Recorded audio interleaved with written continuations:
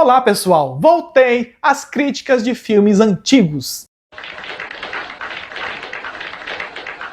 A minha última crítica de um clássico foi no ano passado, com Pulp Fiction do Tarantino. E esse ano eu fiz um jejum desse tipo de vídeo porque ele é muito trabalhoso e esse ano foi muito movimentado na minha vida pessoal, no meu trabalho, e isso me deixou sem tempo para fazer vídeos longos, sabe? Mas agora eu tô de volta e para falar de um filme maravilhoso que completou 20 anos de lançamento nesse mês de dezembro de 2025. Estou falando de O Segredo de Brokeback Mountain, um filme sobre o qual eu já falei lá em 2020, no início do canal. Sim, esse vídeo é um remake. É que o vídeo anterior foi bloqueado por conta de direitos autorais. E como esse filme merece ter um vídeo aqui no canal para ser visto por todo mundo, então resolvi fazer de novo, agora com mais bagagem, mais experiência em fazer vídeos, e claro, mais cuidado técnico para não ser bloqueado de novo. E ainda bem que eu fiz isso, porque agora eu acho que eu consegui criar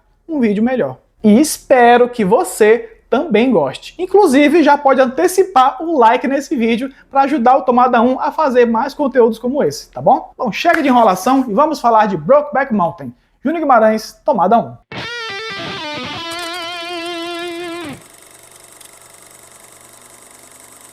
O filme conta a história de Ennis Del Mar, interpretado por Heath Ledger, e Jack Twist, interpretado por Jake Gyllenhaal, dois vaqueiros que se conhecem durante um trabalho em um rancho na montanha do título e acabam se apaixonando.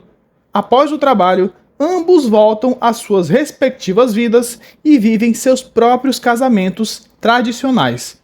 Porém, eles se reencontram, reacendendo a chama do amor entre eles, mas também revelando a impossibilidade de consumar esse amor plenamente. Ang Lee é um diretor que sempre soube lidar com emoções humanas e injetar drama em gêneros improváveis, como ele fez com as artes marciais em O Tigre e o Dragão e até com adaptações de quadrinhos com Hulk, que eu particularmente gosto muito e acho um filme muito subestimado. Com O Segredo de Brokeback Mountain, ele volta ao seu gênero raiz, e é um retorno triunfal, porque essa obra, que é adaptada de um conto publicado no jornal New Yorker, é um triunfo em todos os aspectos. Não há nada nesse filme que não seja sensível e ao mesmo tempo superlativo. Um roteiro muito bem escrito, uma narrativa estupenda, um visual maravilhoso, uma trilha sonora que gruda na mente e um elenco muito dedicado. Mas vamos por partes, começando com a primeira coisa que chama a atenção, o visual. As imagens de Brokeback são belíssimas e a tela faz a natureza engolir esse casal, mostrando que o que eles fazem ali é tão natural quanto o restante do cenário. É onde eles podem fazer o que querem fazer, porque ali eles são o que querem ser. É como se eles estivessem no céu. E falando em céu, tem muito céu nas imagens. Pode prestar atenção, em quase toda cena externa, o céu ocupa mais da metade da tela. E o contraste com o verde do mato e o reflexo nas águas transformam as cenas em verdadeiras pinturas filmadas. E é esse olhar tão cheio de empatia, romantismo e sensibilidade que faz esse filme exalar tudo isso do início ao fim. E os dois maiores aliados de Ang Lee nesses aspectos são o diretor de fotografia Rodrigo Prieto, que merecia o Oscar, e o compositor Gustavo Santaolalla, que venceu o Oscar. A câmera de Rodrigo Prieto valoriza a extensão do ambiente para tornar a liberdade amorosa parte da natureza, enquanto valoriza o enquadramento para demonstrar diferenças sentimentais e conflitos individuais. Já o Gustavo Santaolalla é o violinista que compôs a música tema de The Last of Us, tanto do jogo quanto da série da HBO. E aqui, muitos anos antes, ele já mostrava um imenso talento com uma trilha minimalista, mas bem presente, cotidiana e que traduz o amor de Ennis e Jack sem atrapalhar nenhum dos dois. Lindo demais!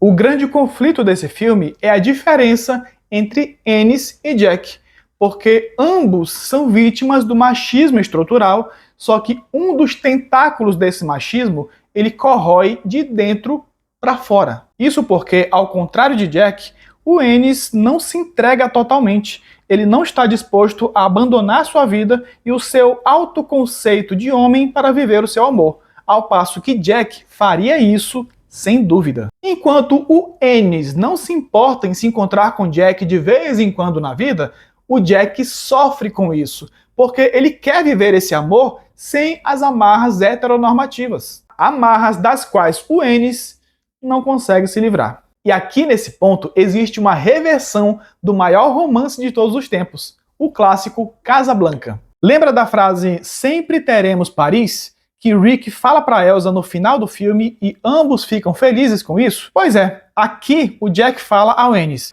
So what we got now is Brokeback Mountain. E ele fala isso não com amor, mas com raiva e frustração. Ou seja, ao contrário do que acontece com Rick lá em Casablanca, as lembranças românticas são pouco pro Jack. Ele não se conforma em ficar com os bons tempos no coração. Ele quer continuar vivendo os bons tempos. Isso mostra como a heteronormatividade compulsória nunca ajuda em nada. Pelo contrário, ela só trava e impede a felicidade das pessoas que têm medo de represálias sociais, inclusive contra a própria vida. Fuck off me!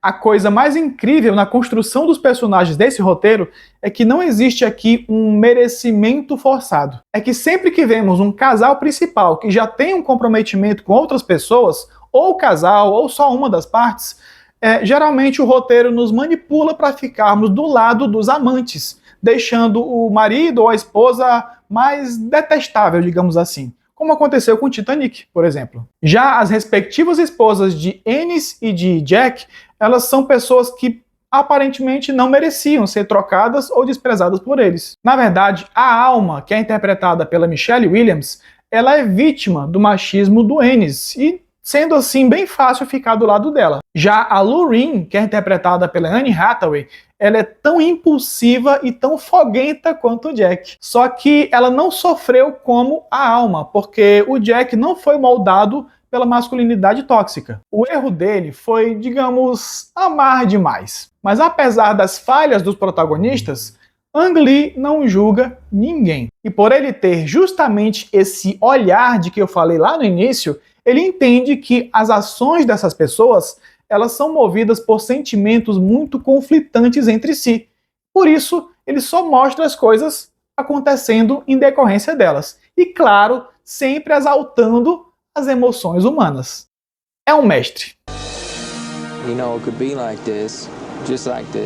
E como essas emoções seriam transmitidas ao público se o elenco não ajudasse nessa missão? É aí que entra o quarteto inacreditável composto por Heath Ledger, Jake Gyllenhaal, Anne Hathaway e Michelle Williams, todos saídos de filmes juvenis e que aqui em Brokeback Mountain deram um banho de maturidade e interpretação. Anne Hathaway veio de Diário de uma Princesa e subiu de nível como Lorraine, a esposa de Jack. Michelle Williams era a garota da série Dawson's Creek e brilhou como Alma, a esposa de Ennis, que retrata a impotência de não ser suficiente para o marido. A cena da pia é de cortar o coração. I know what it means. Jack Twist. Jake Gyllenhaal foi o Jimmy Bolha, gente, mas ele já tinha feito trabalhos interessantes, como Céu de Outubro e Donnie Darko. E eu considero essa aqui a primeira grande atuação dele. E o Heath Ledger era o que tinha a filmografia mais madura antes daqui. Ele arrasou corações com 10 Coisas que Eu Odeio em Você e já partiu para filmes sérios, com exceção de Coração de Cavaleiro. Mas essa atuação aqui traduz tudo o que o filme é. Minimalista, porém muito forte. Uma pessoa cheia de dúvidas e de uma revolta contida que ele transparece muito bem. Um trabalho que teve a força necessária para mostrar além da que ele poderia se tornar, não fosse a sua morte precoce. Afinal, foi por causa de Ennis Del Mar que o diretor Christopher Nolan escalou o ator para ser o maior coringa de todos os tempos em Batman, o Cavaleiro das Trevas. E é claro que eu tenho essa maravilha em casa. Aqui, ó, o DVD de O Segredo de Brokeback Mountain. Ó, 3 Oscars, dá uma olhada aqui. Para quem não sabe, ele ganhou o Oscar de melhor direção para Wang Lee, melhor roteiro adaptado e melhor trilha sonora. Poderia ter ganhado melhor filme se não fosse preconceito da academia. Eu vou falar sobre isso no mês que vem, quando a gente começar a falar de Oscar, tá?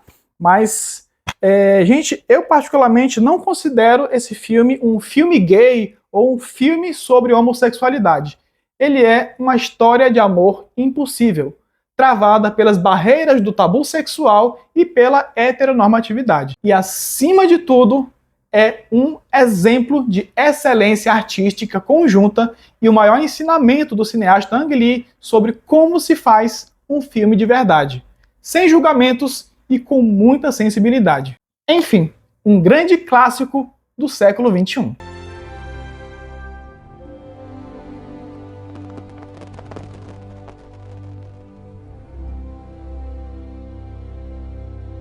Gostou do vídeo? Então aperta no like, compartilha nas redes sociais, nos grupos de cinema, da família, dos amigos e de outras pessoas que gostam desse filme ou que gostam de filmes com a temática LGBTQIAPN+, tá bom? E não se esquece de se inscrever no canal, ativar o sininho para as notificações e não perder nenhum dos nossos vídeos, especialmente se você é fã de filmes antigos, tá bom? No mais, muito obrigado pela audiência, beijo a todos, saúde e segurança para todo mundo e tchau, até o próximo vídeo.